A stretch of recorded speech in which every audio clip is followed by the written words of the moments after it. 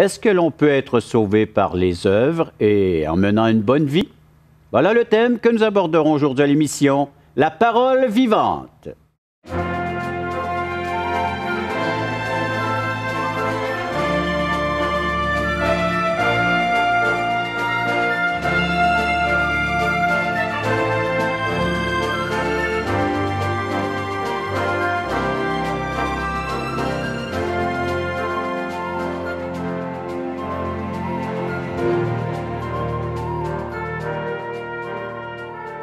Mesdames, Messieurs, bonjour. Bienvenue à l'émission La Parole vivante. On poursuit notre chemin dans le livre des Actes, Actes chapitre 10, et non seulement dans le livre des Actes, mais aussi en territoire. On avance en territoire, donc Jérusalem, la Samarie. Là, on s'en va chez un prénommé Corneille.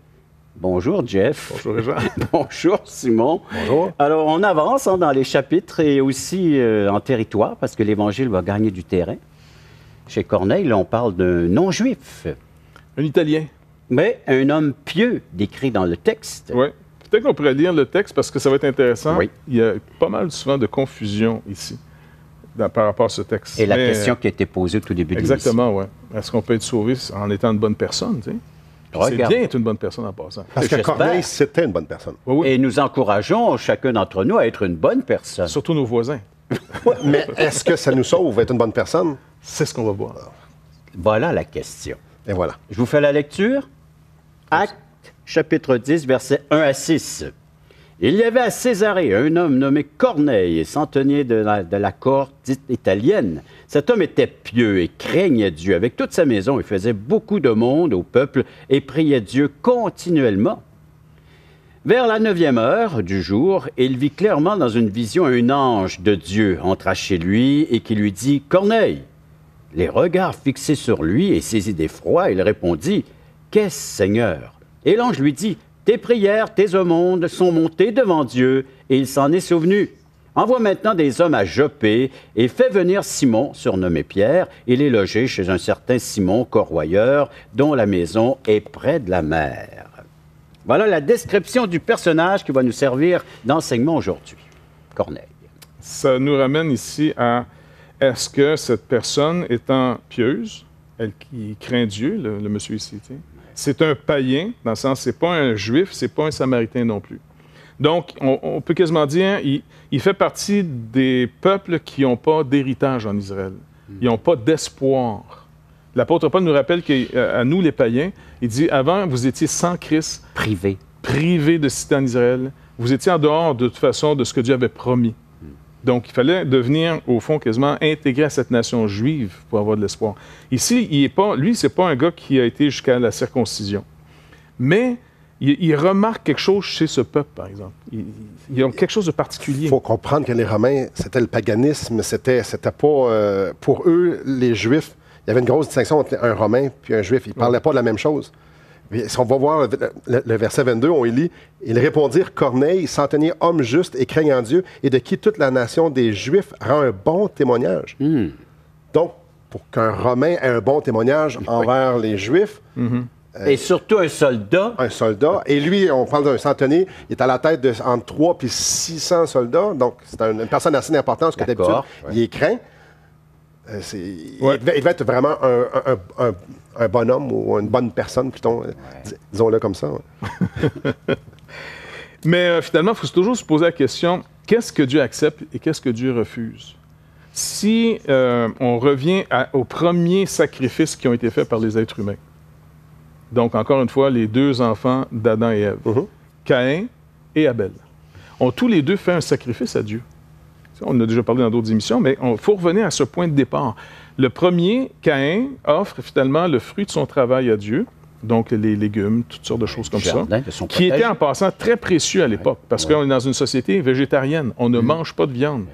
Son frère, qui est appelé Abel, qui veut dire vapeur, vanité, tu sais quand dans le cantique, pas le cantique, mais dans l'Ecclésiaste, il dit vanité des vanités. Oui. Ben, en hébreu, c'est Avel ve Avelim. Donc, ça veut dire Abel, vapeur, vanité. Donc, imagine ta mère, finalement, elle t'appelle vanité. Elle appelle le premier précieuse acquisition, parce que Caïn, c'est ce que ça veut dire. Ça veut dire, j'ai acquis quelque chose de précieux de par l'Éternel. Donc, elle l'a appelé Caïn. Tandis qu'Abel, ben, c'est une vapeur, c'est une vanité. Imagine-toi le complexe du flot. Bref, ils vont un jour tous les deux offrir un sacrifice. Dieu refuse le premier, il accepte le second. Mais l'Épître aux Hébreux, dans le Nouveau Testament, nous commente pourquoi Dieu a reçu l'offrande d'Abel. C'est parce que lui et l'offrande étaient offerts par la foi. Maintenant, il faut comprendre ici que cet homme, puisque Dieu dit « Je reçois ce que tu me donnes », il faut retrouver cette même foi. Mais quel genre de foi? Ce n'est pas une foi encore ici qui l'a sauvé, parce qu'il dit « Va chercher quelqu'un qui va t'annoncer le salut », donc il n'est pas sauvé. Mais pourtant, il est bien reçu devant Dieu. La seule explication que je pourrais voir, comme pour Abel, ce serait qu'on a exactement ici le vrai type de jeûne que Dieu accepte. Ésaïe 58. Voulez-vous qu'on lit ça? Oui, on a encore du temps. Ésaïe 58. Ésaïe 58, c'est comme le prophète est en train de décrire, c'est surtout le Seigneur qui parle par Ésaïe, qu'est-ce qu'un vrai jeûne? Parce qu'en Israël, on faisait des jeûnes. Il dit, « Si crie à plein gosier, ne te retiens pas, élève ta voix comme une trompette et annonce à mon peuple ses iniquités et à la maison de Jacob ses péchés. » Donc, ça commence un peu dur, là. Mais encore une fois, il faut voir notre misère avant. Si on ne voit pas notre misère, on offre un sacrifice comme de « voici ce que j'ai de bon à te donner ». Tandis que Dieu dit « non, voici ce que je vais plutôt accepter. Annonce d'abord à mon peuple ses péchés. Et voici comment je veux qu'ils viennent vers moi. Tous les jours, ils me cherchent. Et ils veulent connaître mes voies. Comme une nation qui aurait pratiqué la justice. Il n'aurait pas abandonné la loi de son Dieu. Il me demande des arrêts de justice, il désire l'approche de Dieu. Que nous sert de jeûner si tu ne le vois pas, de mortifier notre âme si tu n'as point égard. Voici, Dieu dit, le jour de votre jeûne, vous vous livrez à vos penchants et vous traitez durement vos mercenaires. Voici, vous jeûnez pour disputer et vous querellez, pour frapper méchamment du poing. Vous ne jeûnez pas comme le veut ce jour, pour que votre voix soit entendue en haut. Ce gars-là ici, là, il est entendu en haut. Ça passe, lui. Ça passe le Ça plafond. passe. Mais pourquoi un gars comme Saul de Tarse, avant, ça passe pas, et lui, ça passe? Après la pause. OK. Hein? J'ai été plus rapide que toi. C'est un petit jeu, non, mais quand même. C'est pour vous. Oui, c'est entre nous. Mais là, c'est entre nous deux. C'est entre vous et moi maintenant. Oui, vous pouvez vous adresser à nous. Comment? Bien, il y a des moyens. Mais pour recevoir aussi notre littérature, en fait, gratuitement, ce livre merveilleux, Destination finale de Marc Cahill, qui va vous aider aussi à comprendre l'approche que Dieu aimerait avoir avec chacun d'entre vous. Pour en faire la demande, numéro de téléphone à composer immédiatement, 877-l'Espoir, 1-877-537-7647, ou via nos sites, écrivez-nous à espoir.ca, touchrétien.com. Après la pause, petit débat entre nous. Si quelqu'un est en train d'être attiré par Dieu à Jésus-Christ crucifié, parce que c'est en découvrant Jésus-Christ crucifié pour nous qu'on devient une personne sauvée par Dieu.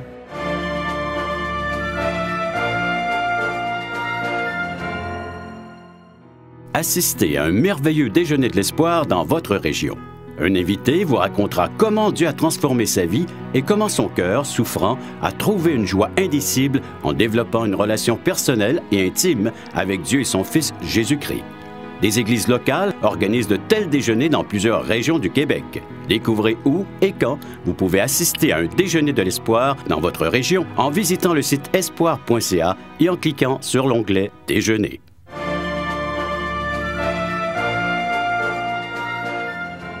Acte chapitre 10, le personnage de Corneille, on définit ce que c'est qu'un homme craignant Dieu, un homme pieux.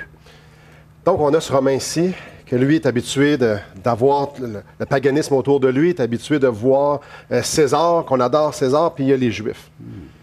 Les Juifs qui vont offrir des sacrifices, les Juifs qui ont la révélation de Dieu. Et lui, il regarde ça, puis il dit, il y a quelque chose dans ce Dieu-là. Il y a quelque chose dans leur Dieu, dans leur façon de faire, dans leur relation. Et lui, il ne comprend pas tout, il sait pas tout. Il vient pas de Jérusalem, il ne vient pas d'Israël, mais il fait, je veux m'approcher, je veux apprendre à connaître. Donc, en tâtonnant, il dit, je veux y aller. Il a mis, comme Jeff parlait juste avant, il a mis sa foi, il a avancé par la foi, un jeûne, il s'est approché de Dieu avec l'humilité de dire, c'est pas pour ça. C'est pas toutes les façons de faire. il y a un Dieu là, que je veux apprendre à découvrir et à servir. Et au fil des temps, on peut voir aussi qu'il y avait il y avait une façon de faire, il y avait une façon de vivre qui avait un impact auprès des Juifs. Il était un homme pieux. C'était un homme que dans sa recherche de ce Dieu-là, du judaïsme, sans lui-même être juif, comme tantôt Jeff a dit, il ne s'est pas fait circoncire, mais il cherchait, il voulait rentrer en relation avec lui. Il y avait cette foi-là. Et ce qui est intéressant, c'est que Dieu, comme tu viens de dire, comme on l'a lu dans Isaïe 58, il est entendu en haut. Il a vu Dieu dire, lui, il me cherche vraiment. Lui, il veut que je me révèle à lui. Et c'est pas par hasard que la porte vers les nations s'est ouverte. Par lui. Par lui. Évidemment, à Césarée et tout ça, il y avait plusieurs choses. On va faire un lien dans les autres émissions avec Jonas. Ça, il y a vraiment quelque chose ici de significatif, mais c'est lui que Dieu choisit. Quelqu'un qui avançait, qui avait cette foi-là. C'est ça que j'aimerais reprendre, justement, que tu dis que Dieu a choisi. C'est sûr que l'expérience, il nous montre qu'il est pieux puis il craint Dieu. Donc, on aurait tendance à dire, Dieu remarque parmi les hommes quelqu'un de mieux que les autres. Ça va? Oui. Mais dans l'ensemble des Écritures, entre autres l'apôtre Paul, qui va vraiment bien développer comment une personne peut être sauvée, il va d'abord montrer que personne cherche Dieu. Mais pourquoi lui, il a l'air à chercher Dieu? Oui. Puis pourtant, Paul nous dit, selon les Écritures... Que nul ne cherche Dieu. Exactement. Oui. Donc, on a ici, vraiment, là, dans l'histoire, Jésus raconte une histoire des paraboles des terrains. Oui, les 4 terres, oui. La semence et le terrain. Donc, il dit, il y a un premier terrain, c'est le chemin. Oui. Deuxième terrain, c'est des pierres. Troisième terrain, c'est des épines. Et puis, le quatrième terrain, lui, il est labouré. Il produit le fruit. C'est ça. Il était préparé. Il est préparé. Donc, ça, c'est un homme ici que, selon les Écritures, là, on a comme la première abord, on se dit, il doit être meilleur que les autres, donc c'est pour ça qu'il est choisi. Mais on oublie toujours que l'ensemble des Écritures nous dit, si cet homme-là est comme ça, c'est qu'il a été travaillé par Dieu. Et si une personne nous écoute aujourd'hui, elle est en train d'être labourée par le Seigneur, bonne nouvelle. Parce que la bonne nouvelle vient après la mauvaise nouvelle. Et c'est pour ça qu'elle est appelée la bonne. C'est ça. Mais il va d'abord convaincre le monde de péché. Ce gars-là a été convaincu que lui, là, humainement parlant, dans l'expérience humaine de son époque, là, lui, c'est un conquérant. L'empire dans lequel il vit est plus puissant que l'empire que les Juifs ont. C'est des vaincus, c'est un vainqueur. Leur Dieu ou son Dieu n'a pas été capable de les délivrer de nos dieux, parce que tout le monde se compare avec les dieux des nations. Donc, il est en train de dire, normalement, j'ai tout pour dire que moi, je suis au-dessus de ce gars-là ici, de cette nation. Mais pourquoi il craint le Dieu de cette nation? C'est pas selon les apparences, parce que les Juifs sont désunis entre eux, ils sont pécheurs comme les autres, mais il y a quelque chose, il est travaillé par le fameux Saint-Esprit. Nul ne peut venir à moi si le Père l'a attiré d'avance. Exactement. Voilà. Parce qu'il n'y avait rien pour attirer les regards. Non. Sinon... Écoute, tu es un vainqueur, ça va, tu as vaincu un peuple, et puis là, tu dis, ce peuple-là a plus que mon peuple, mais pourtant, en apparence, j'ai plus que lui. Nous, on a conquis le monde. Nos dieux nous ont donné la victoire sur leurs dieux.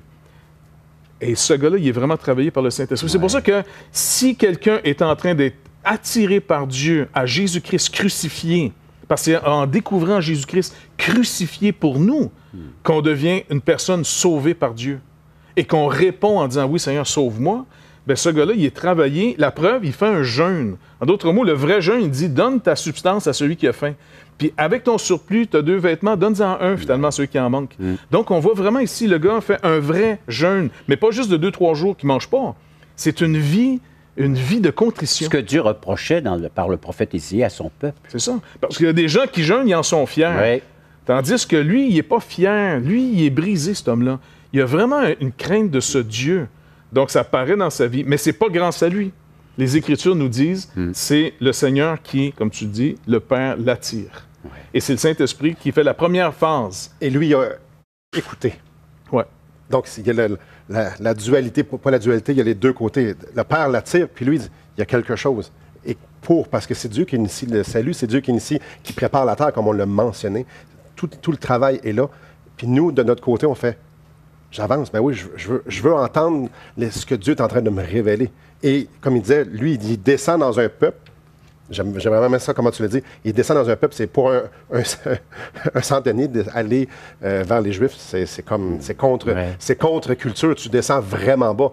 Mais lui, le Seigneur est en train de l'attirer, justement, à aller à sa rencontre. Donc, je crois que c'est le temps, là. Hein? C'est le temps, hein? C'est le temps de nous tourner vers nos téléspectateurs et de réaliser ensemble comment est-ce que l'Évangile, c'est grand. L'Évangile nous fait faire des bouts de chemin inattendus chez l'être humain. Un Corneille qui est en plein pouvoir, qui fait partie d'une grande cohorte, et puis une puissance mondiale, mais qui est intéressé vers le petit, vers le faible. Voilà ce que l'Évangile est en train de faire dans nos cœurs, dans nos vies. Vous aimeriez réagir? Certainement, vous pouvez le faire à l'instant même en composant le numéro de téléphone suivant, 877-l'Espoir, 1-877-537-7647, ou en nous écrivant à espoir.ca, touchrétien.com. Rappelez-vous, l'offre vous est offerte, un livre tout à fait gratuit. Alors, juste à en faire la demande. Après la pause, eh bien, on va regarder davantage cette descente de Corneille et comment le Seigneur continue à l'attirer. Si Dieu nous travaille pour nous sauver, s'il laboure notre terre, il enlève l'effet de cette justice dans notre vie. Et souvent, ça vient avec l'idée de quand je vais arriver devant Dieu, si je rencontre Dieu aujourd'hui, avec quoi je vais me présenter devant lui?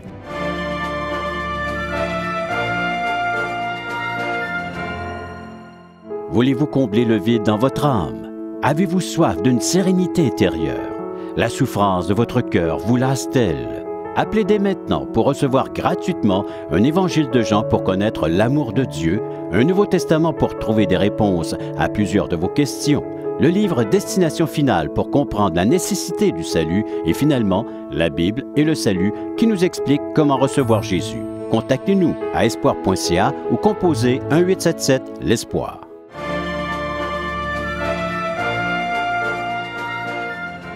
On fait face à Corneille, c'est ce personnage qu'on découvre dans Actes chapitre 10, un homme pieux, un craignant Dieu qui, il vit dans le pouvoir romain, il a des victoires, un homme qui possède beaucoup, mais qui réalise qu'il y a un besoin, il y a un manque.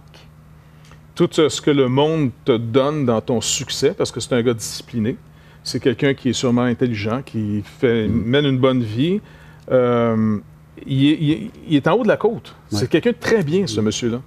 Mais pourquoi, finalement, on voit que c'est l'œuvre de Dieu? Parce qu'il y a deux types de personnes bonnes, en d'autres mots. On va mettre ça simple, OK?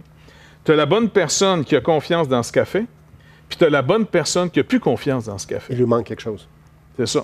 Donc, encore une fois, c'est revenir à Caïn. Il a confiance dans l'offrande qu'il donne, puis c'est le résultat d'un très bon travail. La société valorise énormément parce qu'on a une société qui... productive. Exactement. Et puis ce gars-là, là, c'est le premier-né. Sa mère est sûre que c'est le Messie. Il a travaillé fort. Il a travaillé très fort. Et il va offrir ce qu'il y a de meilleur. OK? Donc, Caïn offre ce qu'il y a de meilleur. Mais il se confie dans ce qu'il offre. Puis on le voit qu'il va continuer dans son chemin parce qu'il va construire des villes et ainsi de suite. Oui, c'est extrêmement capable. Tandis qu'Abel est défini comme quelqu'un qui ne peut pas se confier dans ce qu'il fait. Il y a un travail, donc ce qu'il définit dans sa société ne le valorise pas. C'est un berger. Puis dans une société, en plus, où est-ce que tu ne manges pas de viande, c'est pour la laine. Ça s'arrête à peu près là. Tu comprends? Je ne sais pas trop qu'est-ce qu'il... Bref, lui offre néanmoins par la foi. Abel dit qu'il a offert par la foi. Il a confiance dans ce que Dieu va promettre. Parce que la promesse est là dès la chute. Dès qu'on a brisé l'alliance avec Dieu, Dieu a fait une promesse que par la femme viendrait la postérité qui écraserait la tête du serpent. Et toujours, c'est pour ça qu'il est dans plein de mythes au travers de l'histoire. Il y a des femmes avec un enfant. Oui. T'sais, et puis là, on se dit, ah, vous voyez, c'est païen. Non, c'est que toute l'humanité s'est rappelée de cette promesse au point de départ. D'une femme sortirait une postérité qui nous délivrerait. Et puis sans arrêt, on l'attend. Et quand Jésus-Christ est venu de la Vierge, cette femme qui n'avait pas de rapport avec un homme, Marie, et donc finalement est né le vrai Sauveur. C'est tout développé. Donc, c'est comme si l'humanité se divise en deux groupes, pas compliqué. C'est pas les bons et les pas bons. Là. C'est dans les pas bons jusqu'aux bons, là, l'humanité se sépare dans deux groupes. Du pas bon au bon, du pas bon au bon, ils sont tous, espèrent dans la promesse de Dieu. Qu'on soit dans le haut ou dans le bas de l'échelle. Peu importe. Il y a un groupe qui espère dans ce que Dieu va faire parce qu'ils sont en train d'être travaillés par Dieu. Le vrai laboureur de nos cœurs, là, c'est le Saint-Esprit. Mais il lui manque quelque chose encore, là. Il est labouré, mais comme un sol bien labouré, comme dans l'histoire des sols, le semeur n'est pas encore venu. Et là, on va voir comment... Écoute, c'est intéressant parce qu'il y a un ange qui vient le visiter, le gars. C'est quand même pas n'importe quoi, tu sais. Tu as un ange qui vient te visiter. Avec un message bien précis. Ouais. Et puis l'ange lui dit, c'est au verset 7, au verset 5, il dit, envoie maintenant des hommes à Joppé et fais venir Simon, Pierre, surnommé Pierre. Et lui c'est lui qui va mettre la graine. Voilà. Là, tu dis, pourquoi l'ange qui est là, Oui. il pourrait dire le message? Ben oui. Tu sais, je veux dire, écoute, Il est déjà rendu. Il est là, c'est sur place. Il y a des bonnes ça va. connexions, certains. Hein? Voilà. Mais le salut doit être annoncé par un sauvé. Le salut, la grâce de Dieu doit être annoncée par quelqu'un qui a reçu cette grâce pour lui-même. En l'occurrence ici, Pierre. Et comme on l'a vu précédemment, qui avait les clés, le pouvoir? Pierre. Pierre, que le Seigneur lui avait donné. Exactement. Donc, ce qu'il fait, et puis en plus, n'oubliez pas, s'il il connaît bien les Juifs, il sait que les Juifs ne vont pas chez les païens. Il y a un autre Romain dans les Évangiles, tu sais, qui fait envoyer Jésus parce que son serviteur est malade. Oui. Et puis, il dit, viens, tu sais, mais... fait que Jésus s'en vient, puis il fait envoyer son serviteur. Il dit, non, non, non, je suis pas digne. C'est pas digne, ouais. Que il sait qu'un Juif n'entre pas dans une maison d'un païen. Donc, le Romain est assez humble pour dire, non, je suis pas digne que tu viennes chez moi. Dis seulement une parole, mon serviteur va être guéri. Ben lui, là, l'ange dit, non, non, on brise ça maintenant. Envoie chercher un Juif nommé Simon-Pierre et fais-le venir chez toi. Fais-le venir chez toi. Et lui, là, c'est comme tout nouveau parce qu'il connaît cette tradition des Il Juifs. sait que c'est pas naturel du tout, du tout. Non, non, non. Mais il est obéissant, il n'a rien à perdre. C'est vraiment un homme qui a été labouré par Dieu. C'est pour ça que si quelqu'un est en train d'être travaillé par Dieu en ce moment, bon, ben, vous avez peut-être réussi encore une fois. Tu sais, la maison, c'est bien, une bonne famille, un bon mari, une bonne épouse. Bref, tout le monde, tu sais, ça va Et bien. tout ça, c'est bon. C'est très bon, c'est légitime, c'est très bon. La société vous loue en disant « Wow, c'est merveilleux, vous avez les diplômes. » Mais si Dieu nous travaille pour nous sauver, s'il laboure notre terre, il enlève l'effet de cette justice dans notre vie. Et souvent, ça vient avec l'idée de quand je vais arriver devant Dieu, si je rencontre Dieu aujourd'hui, avec quoi je vais me présenter devant lui? Est-ce que je vais me présenter avec mes bonnes actions, avec mon argent, mes diplômes, ma reconnaissance que j'ai? Je me présente comment avec lui? Et souvent, la bonne terre, la terre qui a été travaillée par Dieu, va dire, je ne sais pas trop. Je n'ai pas grand-chose. Devant Dieu, j'ai rien. Ceux qui se ferment un peu les yeux, c'est des bonnes personnes, puis se confient en eux, vont dire, ben, je vais lui dire que je suis une bonne personne. Je vais lui dire, je vais lui montrer toute ma justice, je vais lui montrer tout ce que j'ai fait de bon, mes œuvres. Et c'est spécial. Il y en a un qui dit, devant Dieu, je n'ai pas fait assez. Et devant Dieu, il y a des gens qui vont dire, ben non, moi, je n'ai fait assez. On va bien s'entendre, moi puis lui. Et ici, on parle de deuxième personne. J'ai besoin que quelqu'un vienne jeter une graine. J'ai besoin que quelqu'un vienne travailler dans mon cœur. J'ai besoin d'entendre un message. J'ai besoin, pour être en communion avec ce Dieu-là, pour être en relation avec ce Dieu-là, j'ai besoin qu'il y ait une transformation qui se fasse parce que moi, je ne suis pas capable. Et on va continuer un petit peu plus tard après la pause, je pense. Oui, mon cher Simon. Oui, mon cher Jeff. Donc, après la pause, on revient avec un appel un peu plus personnel de comment vous allez pouvoir bénéficier de ce que Dieu vous offre par l'entremise de cet enseignement chez Corneille. C'est pour vous aussi, cette occasion vous est offerte. C'est une grâce qui se manifeste présentement d'être à l'écoute de cette émission. Vous qui réalisez que le matérialisme, ce que vous avez réussi dans votre vie, perd de la valeur, c'est l'Évangile qui est en train de se faufiler dans votre cœur, dans votre vie, dans votre esprit. Cette parole vivante, cette parole efficace, cette parole qui donne la vie.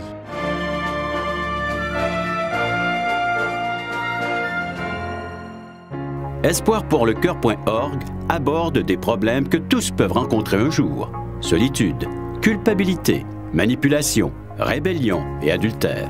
Chaque problème est clairement défini avec ses symptômes et ses caractéristiques. Des pistes de solutions sont données. Le but du site espoirpourlecoeur.org est d'encourager les chrétiens à s'entraider. Pour participer à l'une de nos conférences, consultez notre site espoirpourlecoeur.org.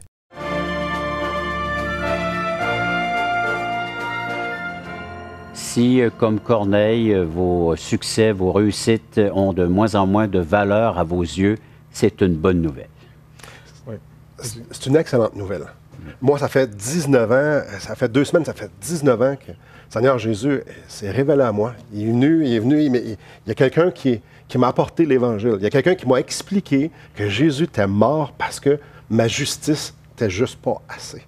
Et qu'il était ressuscité pour pouvoir me donner cette vie-là. Ce qui est intéressant, c'est que de mon côté, je me souviens, cette soirée-là, j'ai fait « Aïe, aïe, j'ai l'opportunité maintenant de me tourner vers Jésus-Christ puis de dire « Sauve-moi ». Là, je voyais que j'étais perdu, je voyais dans ma tête, dans mon cœur, je sentais, car le salaire du péché, c'est la mort. Je me disais « Je suis pécheur, je suis vraiment pas assez bon. j'ai besoin d'un sauveur. Et je me suis tourné vers Jésus. Et ce qui est intéressant, c'est que Dieu a utilisé mon frère et un de ses amis pour venir chez nous.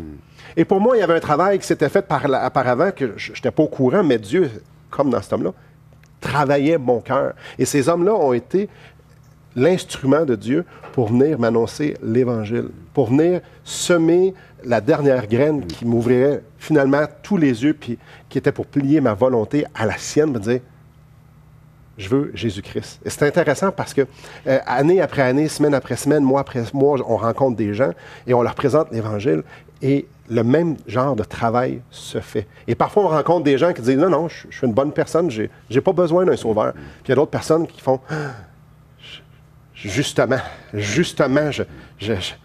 si j'étais pour me présenter devant Dieu, j'avais pas ce qu'il fallait. Puis là, tu me présentes une justice qui est parfaite et agréable à Dieu. Je le veux, ça. Oui, bien, c'est pour vous aussi. Cette occasion vous est offerte. C'est une grâce qui se manifeste présentement d'être à l'écoute de cette émission. Vous qui réalisez que le matérialisme, ce que vous avez réussi dans votre vie, perd de la valeur, c'est l'Évangile qui est en train de se faufiler dans votre cœur, dans votre vie, dans votre esprit. Cette parole vivante, cette parole efficace, cette parole qui donne la vie. Elle régénère cette parole.